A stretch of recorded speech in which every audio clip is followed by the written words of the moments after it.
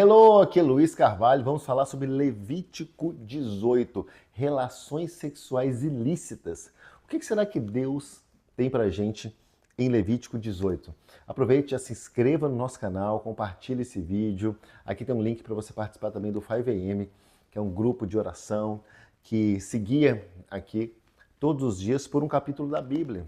Então nós estamos aqui, nesse momento, estudando o livro de Levítico. Um livro, gente, que muitas vezes ele é rejeitado, muitas vezes ele não é lido, muitas vezes ele fica na Bíblia meio que em branco. Por quê? Porque é um livro que fala de regras, que fala de preceitos, que fala de como a coisa deve ser. Então não é fácil ler o livro de Levítico, né? Vai confrontar muitas vezes. Por isso que é mais fácil pular e pregar algumas coisas mais leves, mas ele é extremamente necessário. E nesse capítulo 18 aqui, Deus fala sobre as relações sexuais. Então nós vamos aprofundar aqui, nós vamos falar de muita coisa, nós vamos rasgar o verbo aqui sobre qual é a vontade de Deus em relação a sexo. Então começa assim: disse o Senhor a Moisés, diga aos israelitas que eu sou o Senhor, ou seja, eu sou a pessoa que vocês têm que tomar como parâmetro. Então podem confiar em mim, eu não sou como os outros deuses pagãos. Não procedam, no versículo 3, como se procede no Egito, onde vocês moraram. No Egito, as pessoas não tinham nenhum discernimento sexual, podia tudo com tudo, era um bacanal. E nem como se procede na terra de Canaã, para onde eu estou levando. Então, mostrando que os reinos que não são de Deus, eles não têm uma ordem sexual correta. Eles não têm os preceitos de Deus nesse sentido. Não siga as suas práticas. Aí no versículo 4, pratiquem as minhas ordenanças, obedeçam aos meus decretos, eu sou o Senhor. Aí no versículo 5, obedeçam aos meus decretos e ordenanças, eu sou o Senhor. Então Deus enfatizando, eu sou o Senhor. É como quando a gente está chamando a atenção de um filho, fala assim, filho, eu sou seu pai, me respeita, eu sou o seu pai, ou seja, eu sou a autoridade, eu sou aquele que sabe, eu sou aquele que está de cima olhando e que principalmente quer o melhor para você.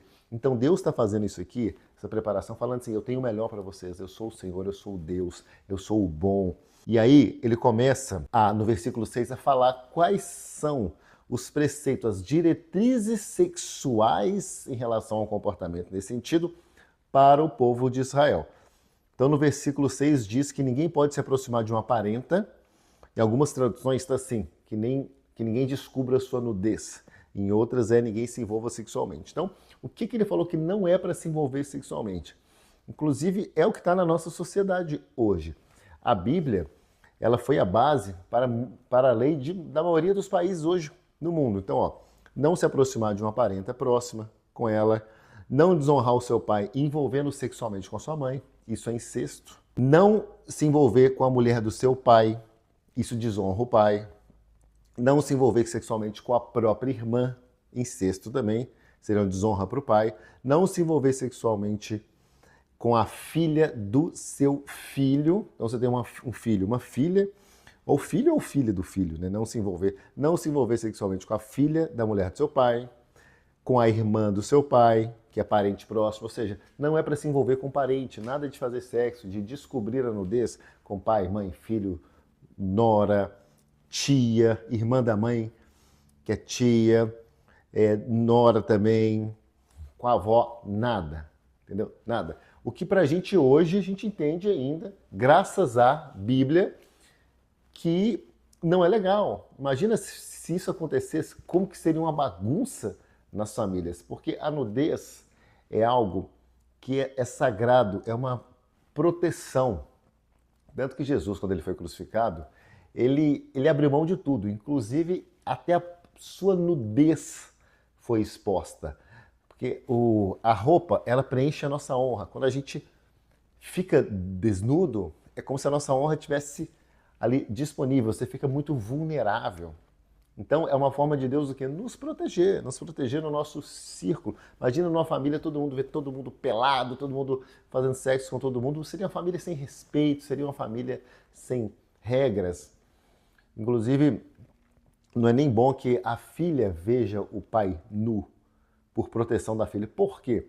Porque se a filha está acostumada a não ver nenhum adulto nu, se um dia ela tiver uma situação de abuso e tudo e vir alguma coisa nua ali, ela vai se escandalizar Tem mais chance dela gritar, dela correr, dela buscar ajuda e não aceitar aquilo. Mas se ela já entende que é normal a nudez do adulto desde criança de novinha, ela pode, num momento desse aí, desagradável, que a gente torce para que nunca aconteça com nenhuma criança, a gente sabe como o mundo é mau, ela vai ficar com mais dificuldade de se defender. Então, até o 16 aqui, 17, não se envolva sexualmente com a mulher de sua filha e tal. E aqui ele começa a classificar alguns comportamentos. Ó. No versículo 17, quando ele fala para não se envolver sexualmente com uma mulher e sua filha, ele diz que isso é perversidade. Então ele começa a classificar as coisas. Não tome por mulher a irmã da sua mulher, tornando-a rival. 19, não se aproxime de uma mulher para se envolver sexualmente com ela quando ela estiver na impureza da menstruação. Então, não só por causa da impureza, mas também pela questão da higiene, também a questão do sangue, da preservação do sangue, do cuidado com o sangue. A gente já viu em vídeos anteriores sobre isso. Não se deitar, no versículo 20, com a mulher do seu próximo. 21, não entregue os filhos para serem sacrificados a Moloque.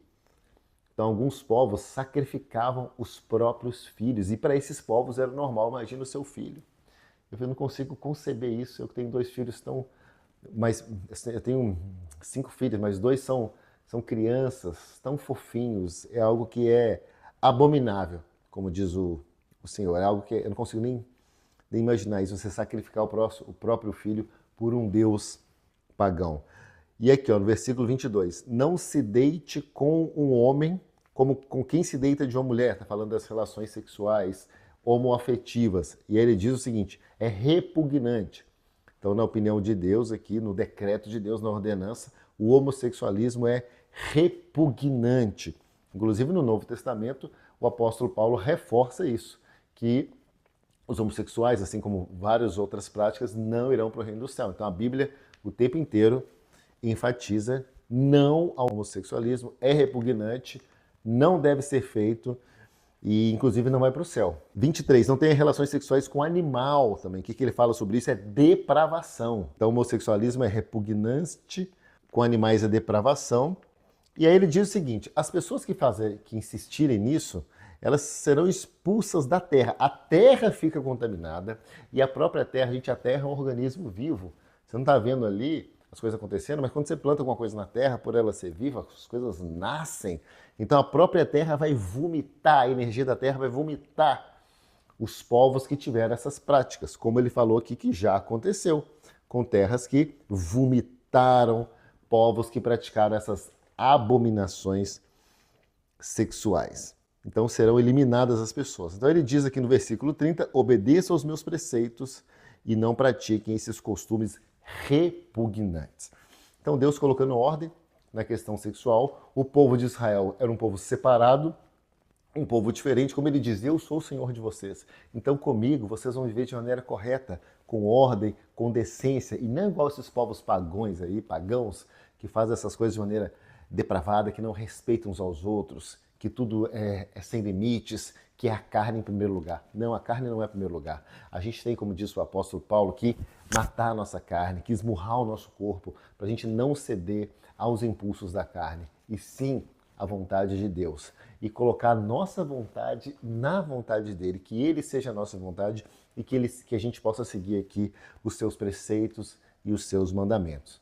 Então, se tocou para você esse vídeo sobre relações sexuais ilícitas, comente, compartilhe, curta, se inscreva no nosso canal, que você possa ter uma vida sexual lícita, que quando você deitar a cabeça no travesseiro, você tenha orgulho da sua vida sexual e não uma vida onde as pessoas não podem saber o que você faz. Na sua vida sexual, é muito simples saber o que você faz na sua vida sexual. Todo mundo poderia ficar sabendo, poderia ser filmado, poderia ser algo público, ou você faz coisas escondidas sexuais. Você tem pensamentos ilícitos. Como é que é isso? Você pode falar para todo mundo abertamente ou é algo tão depravado que poucas pessoas sabem ou ninguém pode saber?